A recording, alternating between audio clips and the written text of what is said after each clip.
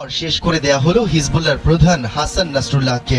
এবার ইসরায়েলের টার্গেটকে কোনো যদি কিন্তু ছাড়াই বলা যায়, পশ্চিমা খুঁটির জোরে নাচা ইসরায়েলের এবারের টার্গেট ইরানের সর্বোচ্চ ধর্মীয় নেতা আয়াতুল্লাহ আলী খামেনি। কিন্তু ইরান কি তা অনুধাবন করতে পারছে? উত্তরটা হলো হ্যাঁ। ঠিক এই কারণে নাসরুল্লাহকে হত্যা করা হয়েছে এমন দাবির মুখেই গোপন ও নিরাপদ আশ্রয় সরিয়ে নেওয়া হয়েছে ইরানের সর্বোচ্চ ধর্মীয় নেতা আয়াতুল্লাহ আলী খামেনিকে।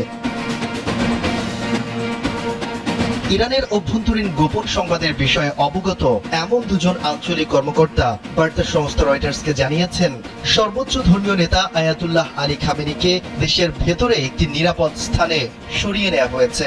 হিজবুল্লাহর প্রধান হাসান নাসরুল্লাহকে হত্যা করা হয়েছে এমন খবর জানার পরপরই এই পদক্ষেপ নেওয়া হয়। তার মানে ইসরায়েলের গোয়েন্দারা এবার যে খামেনিকে দুনিয়া থেকে সরিয়ে দিতে নেমে পড়েছে সেটি টের পেয়েছে তেহরান। তাই তো এমন সতর্কতা।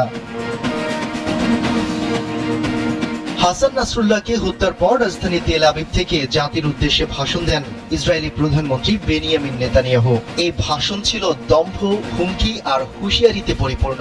কোনো রাগঢাক ছাড়াই আয়াতুল্লাহ খামেনিকে উদ্দেশ্য করে নেতানিয়াহু বলেন, যারা আমাদের আঘাত করে আমরা তাদের পাল্টা আঘাত করি।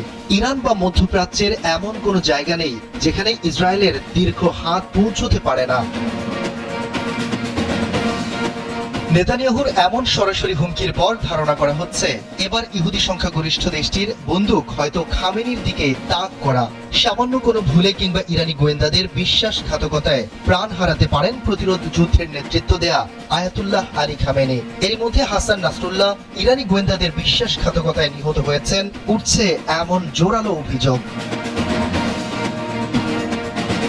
ফরাসি সংবাদ মাধ্যম লে প্যারিসিয়ান জানিয়েছে, ইসরায়েলের বিমান হামলায় গেল শুক্রবার নিহত হন লেবাননের সশস্ত্র গোষ্ঠী হিজবুল্লাহ প্রধান হাসান নাসরুল্লাহ। হামলার কয়েক ঘন্টা আগে ইসরায়েলকে নাসরুল্লাহর অবস্থান সম্পর্কে গোপন তথ্য জানিয়ে দেয় এক ইরানি গুপ্তচর। এরপরেই তার অবস্থানে হামলা চালিয়ে তাকে হত্যা করে তেল আবিব।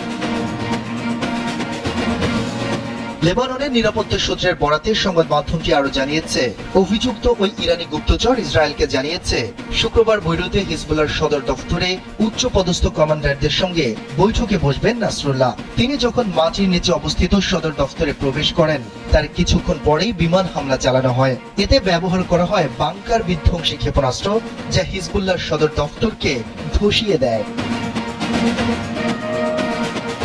মার্কিন সংবাদ মাধ্যম নিউ ইয়র্ক টাইমস জানিয়েছে, 2006 সালের যুদ্ধের পর ইসরায়েল হিজবুল্লাহর বিরুদ্ধে গোয়েন্দা তৎপরতা বৃদ্ধি করে।